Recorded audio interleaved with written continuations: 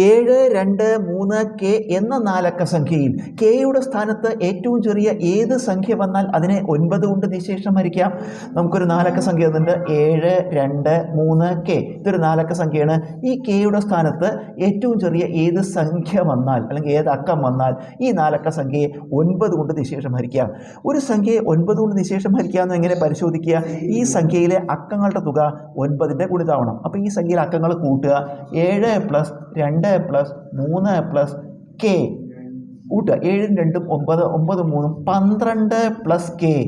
നമുക്ക് 12 കഴിഞ്ഞ ഉടനെ 9ന്റെ ഗുണിതം ഏതാ എന്ന് നോക്കുക. 12 കഴിഞ്ഞ ഉടനെ 9 9 20 18. 9ന്റെ അടുത്ത ഗുണിതം 18 ആണ്. അപ്പോൾ ഈ കെയുടെ സ്ഥാനത്ത് എത്രയായിരിക്കും? 12ഉം 6ഉം കൂട്ടിയാലോ 18.